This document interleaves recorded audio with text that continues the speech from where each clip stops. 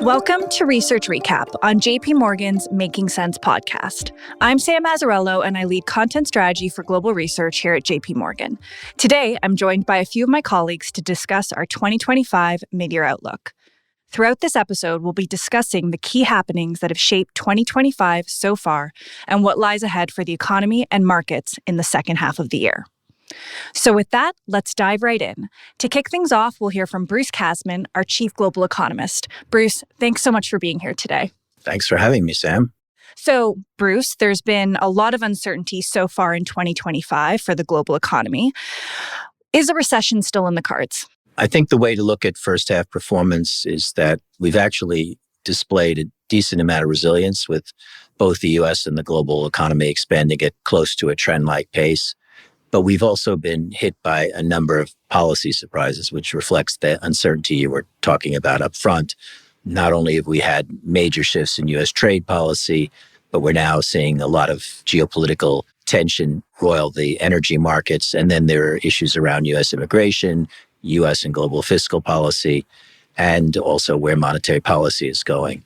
I think basically we're still a little too early to kind of make a strong judgment as to how these forces are going to play out. It's been encouraging, the resilience we've seen in macro performance. It's also been somewhat encouraging that we haven't seen tariffs yet pass through substantially to U.S. prices. But what we are starting to see is the unwind of the front loading that did help growth earlier in the year in the goods producing industries. We do still believe that there is a significant pass-through coming that's going to squeeze U.S. household purchasing power. And global business sentiment has been depressed. So we're not by any means, I think, clear as to how large these downshifts in growth are going to be. We're quite comfortable with our view that growth is going to turn subpar in a broad-based way. We're quite comfortable with our view that there is going to be an inflation boost in the U.S. And while we're not expecting recession, we still put an elevated probability of roughly 40% that the U.S. economy could slide into recession sometime in the second half of the year. Bruce, you mentioned a few factors, and there's more than a few, that are adding to the uncertainty and impacting the outlook. Let's go deeper on tariffs. You and the team have written a lot about trade. Can you expand on how that could flow through to global growth and inflation, impact the U.S. domestic outlook? Well, we think there's three broad channels in which the over 10 percentage point rise in the U.S. effective tariff rate will impact on global activity as we move through the rest of this year. The first one comes as there has been a front-loading of activity in the goods-producing industries as people have moved goods around the world, as U.S. consumers and businesses have increased their spending in advance of actual and threatened tariff increases. That boost is now fading and is about to turn to a drag. The second force at work here is the tax increase, and we do see tariffs as a tax increase on U.S. businesses and households. And we think that is going to squeeze household purchasing power, raise business costs, and be a drag on growth in the second half of the year. And the third channel is through the sentiment shock. I think the trade war has depressed business sentiment broadly. In the U.S., in fact, it shifted sentiment from what had been moving in a positive direction right after the election to something now where sentiment is depressed. And we think all three of those factors matter. In the data flow up till now, mostly what we're seeing is the pullback in U.S. imports after a surge. We're starting to see global industry begin to cool. We expect it to stall in the next few months. The uncertainties at this point really rely on how much are we going to see the pass-through of tariffs to consumer prices, which so far has been more muted than we had expected. And to what degree does the hit to business sentiment play out in terms of hiring and spending? And we think there is going to be a drag there. But at least for now, our view is that it's not going to be large enough to throw the U.S. or the global economy into a recession. The framework of those three channels was very useful, so thank you, Bruce. Final question for you. What other major economic trends or themes are you and the team watching? Well, I think beyond just the dynamics around growth in the next 6 months, there's a major question about whether or not the exceptionalism we've seen in U.S. macro performance in recent years is going to be continuing. The tariff shock in terms of absorbing higher tariff rates, in terms of unwinding these front-loaded activity, even the business sentiment shock to a large degree are going to be transitory. So if we can avoid the kind of break that would signal a recession, the major question I think we have to deal with is how much lasting damage is going to be done. And I would be the first to say there's a lot of different influences that could both reduce the lasting damage or add to it. But right now, our bias is that we have moved into a zone where the U.S. exceptionalism that we've seen in the last 2-3 years is not going to come back after this. We think the act of absorbing the tariff shock is going to do damage to corporate profit margins, require households to eat into their savings. In addition, I think the loss of immigrant flows into the U.S. is going to be a supply side loss, which is going to weigh on growth. And I do think even though we do see some tax cuts coming in the U.S., the broader switch that's going on in terms of the way the size of the federal government is being reduced, the role of U.S. policy in terms of research and development and in providing incentives for new investments, those are overall forces which I think are going to weigh on growth and not allow the U.S. to come back and have a run like it had between 2022 and 2025, where it outperformed the rest of the world in such a significant way. Bruce, thank you for your time and the insights. Thank you. Next up is Bhupinder Singh, U.S. equity strategist and head of Thematic Research. Bhupinder, thanks so much for joining. Hi, Sam. Thanks for having me today. Bhupinder, markets have been roiled by tariff developments in recent months. Do you think we'll continue seeing high levels of volatility in the second half of the year? Yeah, Liberation Day was truly a shock and awe moment for the market. But over the last 3 months, markets have gotten much more information, not only on the Trump administration, what they're likely to do, but also what the courts can do in response. But perhaps most importantly, how corporates are coping with these tariffs. So if you go back to the 1Q reporting season, when tariffs were at the peak, highest uncertainty, when US-China had more than 100% tariff rates on each other, 57% of S&P 500 companies actually reiterated their guidance, 27% raised their guidance, and only 15% cut their guidance during that period. Some investors that we speak to, they were kind of surprised by this corporate resiliency. So were we. But I've been telling clients, you have to think about the tariff. Tariff is fundamentally different than sales tax and VAT. The reason being, tariff comes in the earlier part of the supply chain. So there are really 4 stakeholders. You have small businesses, foreign producers, consumers, and multinationals. So this cost, this tariff tax or this tariff headwind is spread across these 4 stakeholders. So over the last 3 months, the U.S. Customs has collected roughly $300 to $350 billion worth of tariffs at an annualized rate of $300 to $350 billion. This is spread across those 4 stakeholders I just mentioned. So on its own, it sounds like a very large number, right? $350 billion headwind. But when you compare to the disposable income in the U.S., which is $23 trillion, it's still pretty small. If you compare the same number relative to S&P 500 revenues, it's around 17 trillion. Again, it's a headwind, but we have to scale this number by disposable income, corporate profits, corporate revenues. And in that case, in order for tariffs to be a significant headwind in the second half, you would really need to re-escalate. And I don't think the Trump administration is really going down that path. Besides tariffs, what other factors are crucial to the stock market outlook for the rest of 2025? Look, I could think of 3 off the top of my head. Number 1, the Trump administration has clearly pivoted from this hawkish policies to more dovish, focusing more on taxes. They're watering down not only tariffs, they're also watering down some of the DOGE. So some of the hawkish policies are becoming more dovish, and that is clearly a positive. Number 2, corporate fundamentals are expected to remain strong. We're likely to close at a high single-digit earnings growth this year. That is expected to re-accelerate to around 12 to 13% next year. So we have this corporate fundamental support as well coming in next year, and more so investors are going to start anchoring their expectations. And number 3, positioning is probably the more challenged now versus 2 months ago. So positioning is more moderate now. At the peak of uncertainty in April, when markets really started rolling off, we saw corporates and retail come in and absorb roughly about $400 billion worth of stock. Okay.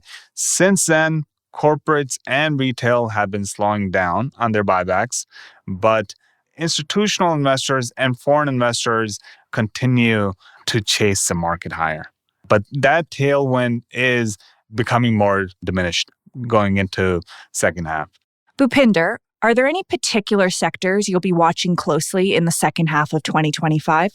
So the most important segment of the market is AI. You have some companies in tech, some companies in communication services, and you even have companies in consumer discretionary, which are tied to AI. And in fact, you also have companies in utilities and real estate. So this segment, even though it's not a gig sector, it is the most important segment of the market. Whatever happens to this segment will decide the fate of the U.S. equity markets, S&P 500 in particular. But the good thing is our AI data center basket tends to move ahead of the market. So for example, it peaked around January, whereas the markets peaked about a month later in February. It broke out, made new highs earlier relative to the market. So as long as this leader continues to lead, the markets are going to go in the same direction. The traditional sectors like consumer discretionary, industrials, even though they're very much tied to the economy, their weight in the index is becoming more diminished. And even though they have a good read on the economy, they're not really the main driver of S&P today. Bhupinder, thanks for joining us. Next, we'll hear from Jay Barry, head of global rate strategy. Jay, thanks for joining us. Sam, thanks for having me today. Let's start with tariff developments. How have they shaped rates markets in 2025 so far? Sam, thanks. I think there's two distinct ways that tariffs have impacted the bond market in 2025. The first is through this narrative about U.S. exceptionalism, because clearly growth has been stronger in the U.S. than elsewhere. It's also meant that policy rates have been buoyed at higher levels in the U.S. than elsewhere. But really importantly, given the strong participation of foreign investors in the U.S. financial markets, and in particular in the U.S. bond market, trade negotiations against the backdrop of still wide budget deficits is having investors question what the prospects for foreign demand in the U.S. Treasury market look like now and over the medium term. This matters to us because foreign investors and their strong participation in the Treasury market have helped depress term premium and lower U.S. borrowing costs in this century. And now, to be fair, U.S. foreign investors own about a 30% share of the U.S. Treasury market, and that's declined from its peak after the GFC. But nonetheless, any further decline would likely increase term premium further and result in long-term yields being higher for a given level of policy rates than we've seen in the past. So even though this has been a longer-term trend that's been evolving for the last 15 years, these tariff announcements that were made in the early spring have been something that has brought it back to the forefront of investors' minds, leaving us to question whether this process may become more hastened than it's been in the past. The second way that this has impacted the bond market in the year to date has been through investor positioning. As we entered 2025, there was this distinct softening in the sentiment data that led investors to think the risks of recession were increasing. As a result of that, investors positioned for lower yields, expecting that this would lead for the Fed to step in and lower rates to counteract that. However, with the tariff announcement that was made in April, we went from thinking we were in a possibly recessionary environment to thinking we're in a bit of a more of a stagflationary environment, where growth would be weaker as a result of these very heavy tariffs, but also the likelihood that inflation would be a lot higher as well. So investor positioning, which via our weekly Treasury client survey was as long as it had been in 15 years, we saw investors unwind those long duration positions as they began to balance weaker growth with higher inflation. Combined, the weakening U.S. exceptionalism narrative and the question over demand for U.S. assets, alongside this positioning dynamic, has been something that's helped elevate long-term interest rates and help steepen the yield curve in the year to date. Jay, excellent. Thank you. That builds off and provides a lot of color. Bruce mentioned earlier about U.S. exceptionalism. Let's talk about the rising U.S. debt burden. Fair to say it's become more top of mind to investors and market participants. How might this impact the bond market in your view? I think it's become a more important part of the conversation in the bond market over the course of the last 18 months. So I think to set the stage, this has been coming into focus since the presidential election. I think we know from a baseline perspective that the Congressional Budget Office has forecast $21 trillion in additional deficits over the next decade, which is something like another 70% increase in the stock of debt outstanding. But since the president's been reelected, And with the tax bill that's being negotiated in the Senate right now, it's quite likely that if it passes, that will increase the debt burden by an additional $2.5 to $3 trillion over the next decade on top of that. And that's impactful for the bond market because right now, marketable debt to GDP ratios are about 100%. And as we mentioned kind of briefly before in the discussion about tariffs, the demand for treasuries is shifting. For the first 15 years to 20 years of this century, three sets of investors comprise a 60 to 70% ownership share of the treasury market. It's the foreign investors we just spoke about, it's the Fed through its QE programs, and it's U.S. banks. With the treasury market continuing to grow very rapidly against the backdrop of near full employment, that share has declined to about 50% from where we stand right now, and it's likely to decline further as we continue to deal with this rising debt burden. And again, to kind of pivot it back to the first conversation we had here, this shift in demand against the backdrop of a rapidly growing government debt pile will necessitate a new set of buyers to step in and buy treasury debt, which in our minds will require a higher term premium. And the easiest way we can see term premium is higher long-term rates for a given level of policy rates or a steeper yield curve. And that's exactly what we're seeing in the bond market today. Excellent. Jay, thanks for tying it together, the context for how the debt burden may impact bond markets more broadly. Let's end by talking about the outlook for interest rates. What action are you expecting from the Fed, but also you cover global rates from other global central banks? Sure. So I think overall, Sam, the story for the second half of this year is a pace of easing from developed market central banks that is likely to be slower than we saw in the first half of 2025, which in itself is slower than we saw in the second half of 2024. So taken together, it probably means that there's still scope for yields to decline, but to the extent that this is already priced into money markets, we think it's likely going to result in more range-bound trading dynamics across the host of countries that we cover. When I start with the U.S., we think the Fed's on hold until December. At that point, we expect a 25 basis point ease, and we look for 25 basis point eases at the subsequent next three meetings to start 2026. And again, that's priced into the markets, although the markets are pricing in a slightly more aggressive and more front-loaded easing than our own forecast. So we think there's scope for Treasury yields to decline as the Fed resumes easing, but really later this year, and really because of this term premium story we've talked about, more likely to be concentrated at the front end of the curve. Elsewhere, the European Central Bank has already delivered 100 basis points of cuts in the first half of this year. We're looking for one more 25 basis point cut, which is largely priced into the market. So we think that trading European government bonds is going to be much more of a range-bound story for the second half of the year. Though to the extent bond yields have been dragged higher by this term premium story that we've seen unfold in the US, in the UK, and Japan, we don't think that the core European government bond market is exposed to the term premium story as much as we are in the US. So we're actually somewhat more positive on intermediate bond yields, even though one more ECB ease is actually penciled into the money markets as we speak. And then finally, turning to Japan, it's the outlier amongst the developed market countries that we cover. The Bank of Japan has been normalizing rates and its balance sheet. And we're looking for another 25 basis point increase at the October meeting, which means if we're correct that there's scope for long-term JGB yields to continue to climb here, although we look for the curve to buck its recent steepening trend and begin to flatten out as the markets price in more policy tightening over the medium term in Japan. Excellent. Jay, thanks for your time and insights. Thanks, Sam. Joining me now is Meera Chandan, co-head of Global FX Strategy. So Meera, the US dollar has weakened significantly since the start of 2025. What is the outlook for the greenback in the second half of the year?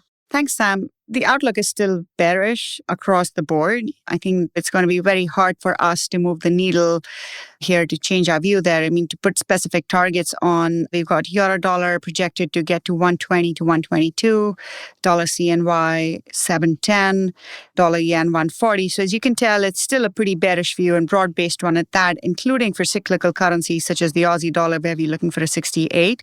And the reasoning behind it is very much the same reasons why we turned bearish earlier in the year, which is the US data is going to moderate, catch down to the rest of the world. You have obviously the European fiscal policy, which has turned more growth supportive, which is helping. Fiscal policy outside of the US, wherever possible, will turn more growth supportive.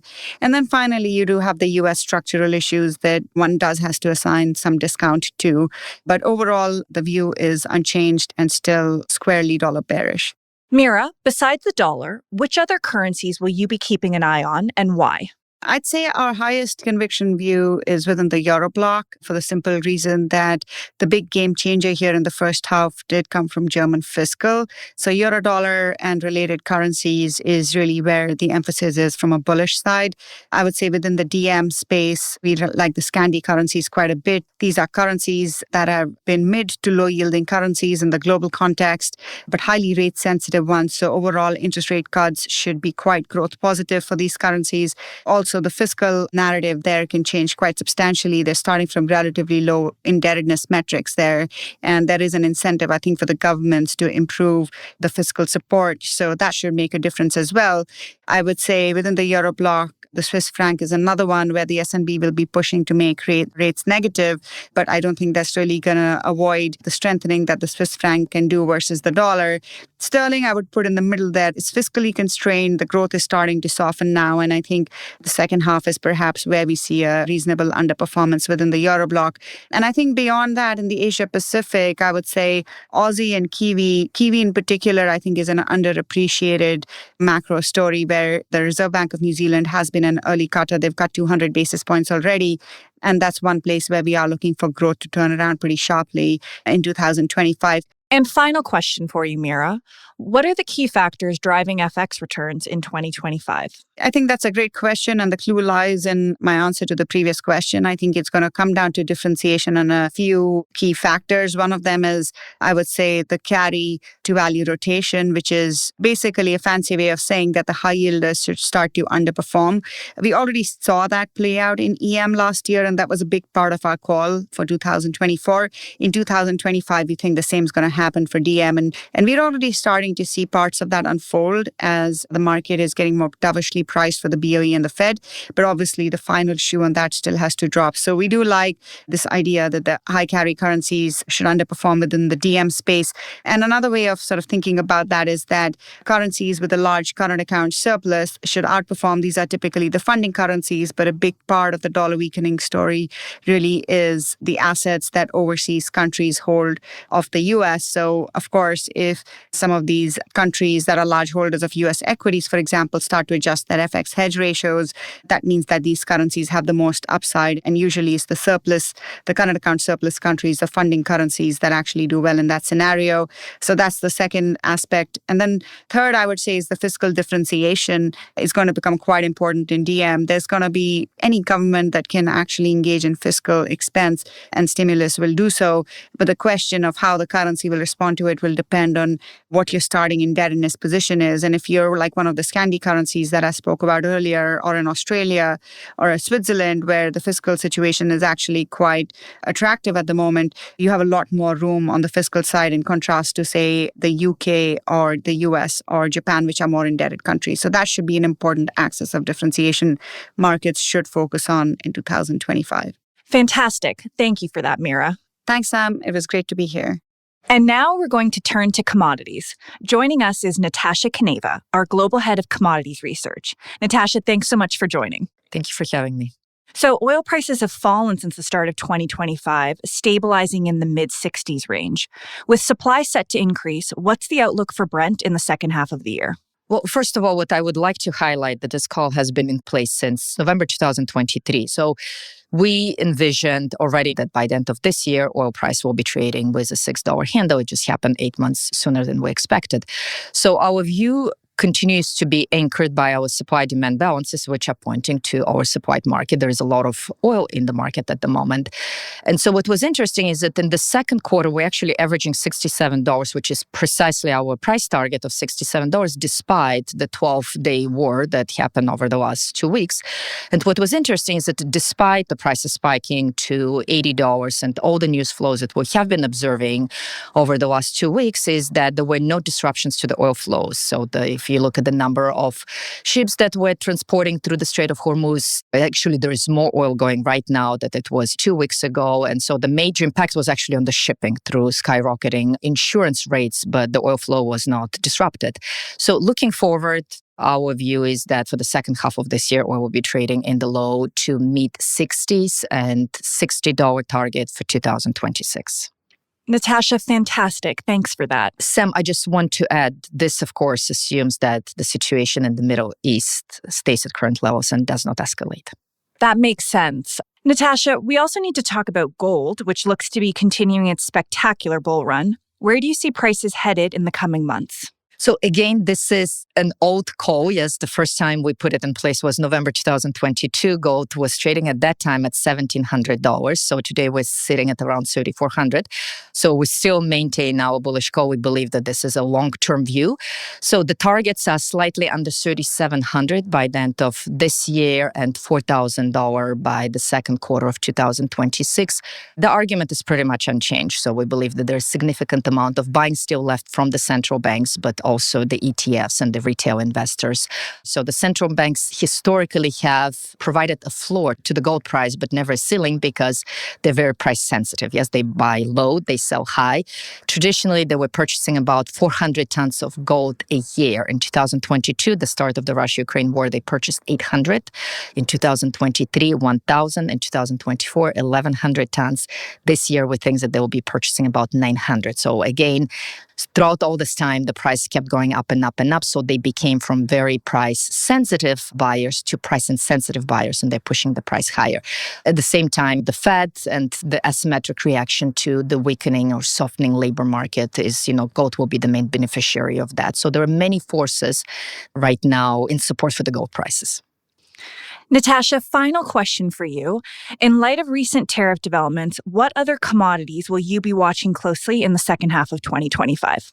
Yes, so a lot of interesting developments on the tariff side. So copper is the market that we're watching very closely. So what we believe will take place is now that the trade deals are taking place slower than I think the administration has expected. And so we do believe that they will be turning to the Section 232 as the main driver of their tariff policy. So already a couple commodities have this in place. So that's aluminum and that's steel. So Trump administration already raised tariffs from 25% to 50% on aluminum and steel. And we do believe that copper will be the next. So they're already investigating copper and critical minerals. They want to add them to copper, especially to the list of 49 critical minerals. Copper is not on the list, interestingly enough. So what that means is that the U.S. consumers are already prepositioning. And what is, if you look at the data, they have imported in the first 6 months of this year, they have imported 1 year worth of demand of copper. And it's sitting right now as we speak in the United States in different warehouses. What that means is that first time ever in the history, United States pulled copper from the rest of the world. And so there's no copper inventories left anywhere else in the world, just because all of that is sitting in the United States. So none of that is in China, which is actually the biggest consumer of copper. So what that means, if indeed the Section 232 is put on copper, we have enough now that we can spend another a year not buying anything. And so what that means is that the market outside of the United States will become looser, and eventually that could bring the copper prices lower into the second half of the year. So a lot of interesting developments. We're watching them very closely. Fascinating dynamics. Natasha, thank you for your time and insights. Thank you. Thank you for having me. Next up, we have Stephen Dulake, co-head of Global Fundamental Research. Steve, global credit conditions have been largely supportive in 2025. Do you think this will continue in the coming months? Yes, absolutely. So for anyone that was thinking they were going to hear a very different narrative from us regarding the outlook for credit markets, the answer to that question is an emphatic no. So yes, spreads still look optically tight, but there's a still pretty important offset to that, which is that all-in yields on corporate credit remain pretty attractive for institutional investors. So I think we're going to remain in this environment of tight and low volatility as far as spreads are concerned. And I think it's going to be an environment where we continue to see strong institutional demand. I mean, additional supportive factors for the asset class, I would say, include very strong balance sheets. The outlook remains very benign from the perspective of default rates and delinquencies. And then lastly, I think when you think about the global credit ecosystem overall, I think there's a notable absence of what we might term as classic end cycle excesses. Steve, let's talk about risks. Are there any headwinds likely to manifest as we enter the second half of the year? I think there are a couple of things that we're focused on. One, we probably worry about a little bit more than the other.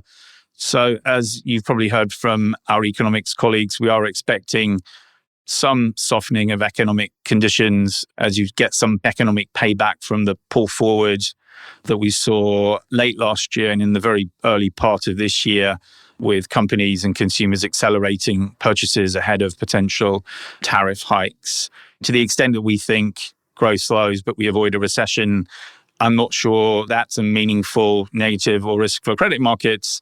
I think what we worry about a little bit more at the margin is the potential for some kind of disorderly move up in underlying government bond yields, a little bit like we saw in October 22, the so-called Truss moment. I would say the good news is that our rate strategy colleagues don't think that you have the sort of duration overweight positioning currently in rates markets, which is necessarily conducive to that move. So that's a good thing. But clearly there is a big focus right now on the administration's fiscal plans, potential increases in the debt ceiling, and the potential for more borrowing over the longer term. So we probably worry about that a little bit more. As I say, defining a disorderly move up in rates as one where you have a pickup in vol and one where you have credit rates correlation go to one. Steve, last question for you. Let's zoom in on private credit, a topic which has been making headlines lately. What's the outlook for the sector? The outlook for the sector is that it will continue to grow.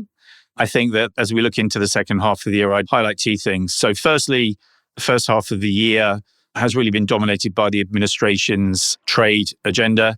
Obviously, as we've seen over the past couple of weeks and probably in the near term, there's a big focus on geopolitics. But I think one of the big questions is, if we think back to the time of the election, there was a lot of focus on deregulation and what that deregulation agenda might look like.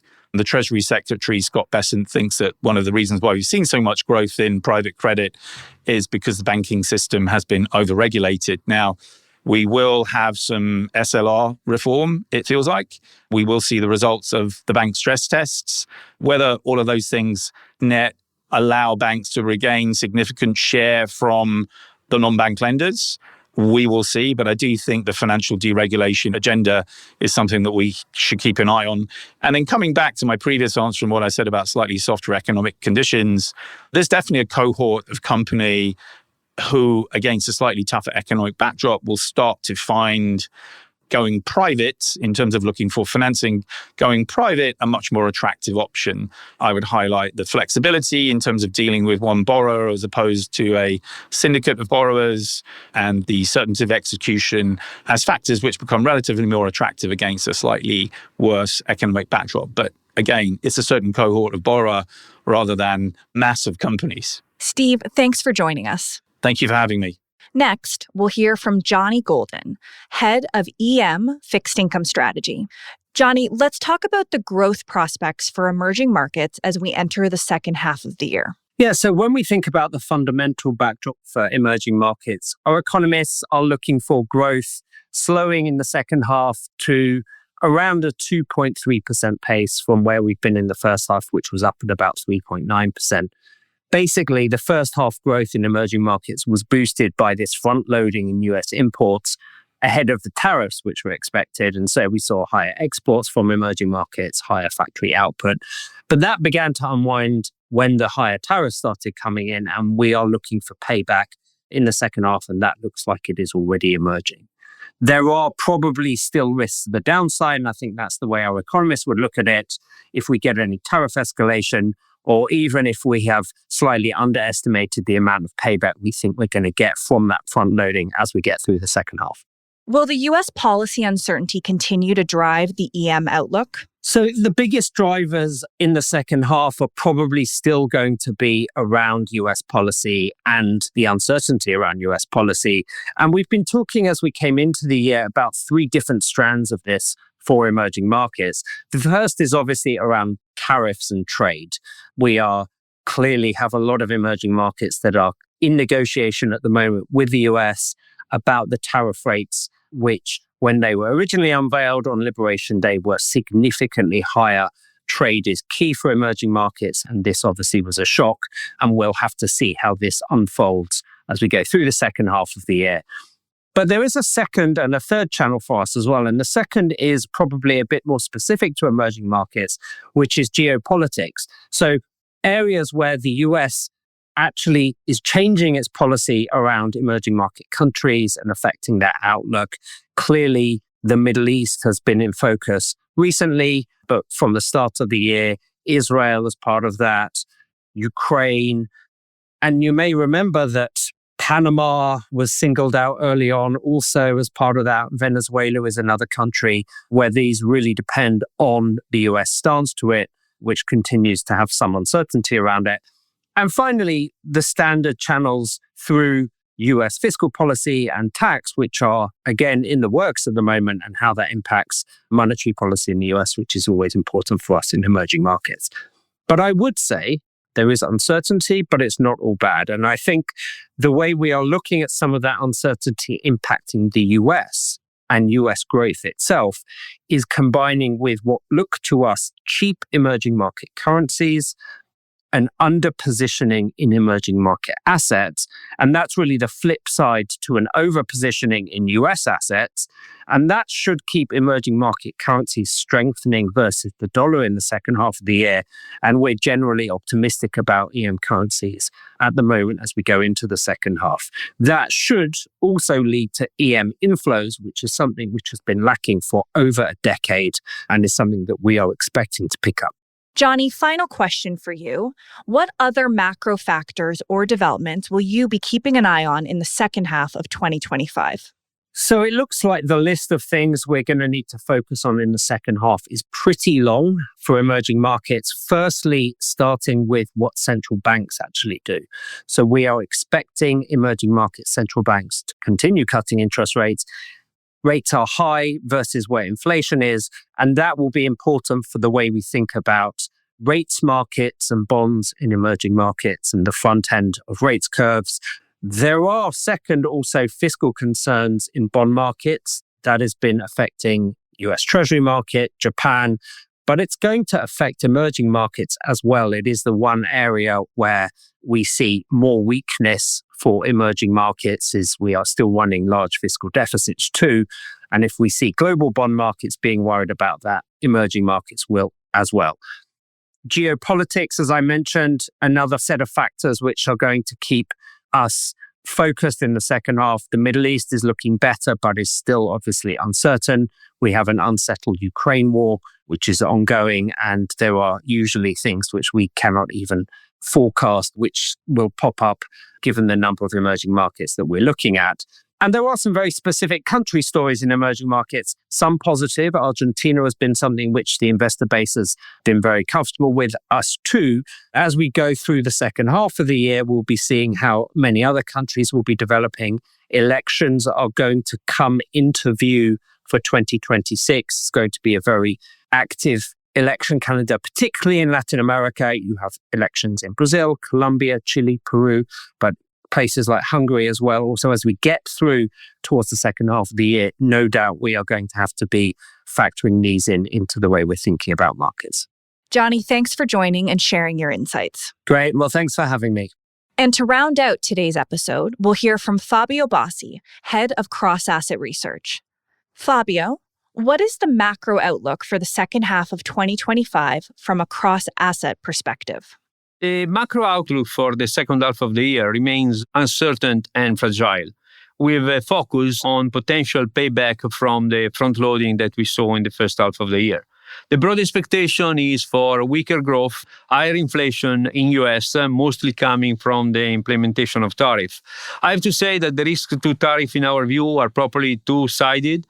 They could go higher on the back of country and sectoral tariff, on transshipment, potential retaliation between US and Euro, but could also go lower in case of a proper trade deal between US and China. That, in our view, leaves the journey more difficult for the Fed, with probably some inability to cut rates in the short term.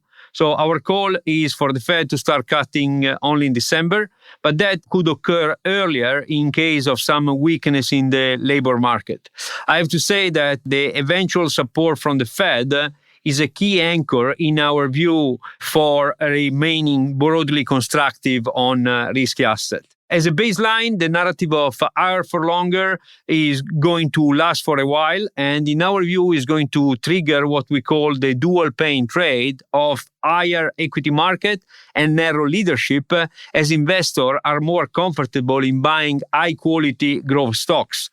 There has been little participation also from institutional investors, in our view, in the risk asset rebound, and that should work also as a catalyst. Thinking about rates, this environment is supportive for more opportunity in being long at the short end of the DM ex-US and EM bond curve, where the market is not fully pricing our expectation of rates cut. As I said, deterioration in the labor market could trigger a growth scare with a temporary retracement in risky asset in the second half of the year, but that eventually could become a good buying opportunity if and when the Fed opened the door to policy easing. Relative to this baseline scenario of higher for longer and incomplete cutting cycle, clearly we still acknowledge the risk of recession taking place. The script there would be pretty standard, negative for risky asset with an aggressive bull steepening of the yield curve. And we also, on the other side of the distribution, we want to consider what we call the Goldilocks scenario, where you have a perfect soft landing, where the limited pressure from tariff and the resilient macro outlook should allow a full policy rate normalization, leading to a strong performance of risky asset with a broadening of the leadership beyond high-quality growth stock, more into the value and small cap. In terms of your forecasts, has anything materially changed from the first half of the year? Relative to the forecast that we put out in our 2025 outlook, we now have a lower target for the S&P 500, which is 6,000 versus 6,500, as we believe that the damage from the uncertainty in the macro outlook, the impact from tariff, and the payback front-loading will leave the economy weaker in the second half of the year. In terms of rates, our 10-year rate forecasts are modestly higher in US on a slower Fed and increasing term premium, while in the euro rates, they are higher mostly on the back of the impact of the structural change in fiscal policy in Germany. What has changed a lot in our outlook has been the view on the dollar. We moved from the view of a broad US exceptionally to a narrative where the relative fiscal capacity and the already decent easing from the ECB should put the euro area in a better spot on growth side for the rest of the year. Additionally, in our view, any unwinding of unhedged US dollar investment from foreign dollar or increased hedging should put some bearish pressure to the dollar, barring the resurfacing of political risk. Our target for the euro-dollar, the year-end, moved from 108 to 120, while the target for dollar-yen moved from 148 to 140. We also changed in our forecast our view in terms of credit. We expect wider spread in US credit relative to the level that we expected at the beginning of the year, but we have a target for high grade at 95 basis points, which is broadly in line with current valuation. Our target for euro high grade at 100 basis points is also tighter than what we had at the beginning of the year when it was 130. And broadly, we have a widening bias in euro and dollar high yield, more on expected macro weakening, even with the expectation of a total positive return on credit for the rest of the year. We revised lower our forecast on oil on supply consideration, barring an escalation in geopolitical risk. And we also revised higher our forecast for gold as well. Fabio, final question for you. Which markets or sectors will you be especially watching in the second half of 2025 and why? Well, I think in the short term, we probably need to keep a close eye to the oil market as the epicenter of geopolitical risk. We clearly retrace a lot from the increase that we have seen at the back of the tension in Middle East. Barring another escalation, we remain bearish on our oil outlook for the rest of this year and for next year. The relevance of oil and oil shock needs to be also put in the context of the ability of the Fed to continue normalized rate. And this is clearly a link, in our view, to the other macro variable to monitor, which is the evolution of the job market. From weekly claims to monthly payroll and unemployment rate, these are going to be the stage for setting the ability of the Fed to cut by the end of this year. In equity market, we think that the evolution of the concentration and the narrow leadership of the Mag 7 remain a concern for investors. We are probably less worried than we were at the beginning of the year, as we believe that the momentum position in Mag 7 are less concentrated than they were in January, making the momentum crash that followed the DeepSeek much less likely. In the first half, a lot of investors also focused their attention to the long end of the US Treasury curve on concern about fiscal dynamic, term premium, and potential de-dollarization flows. We believe that most concerns have receded. However, it needs monitoring, as a sharp increase in the long-term yields probably is going to have negative implication also for risky assets.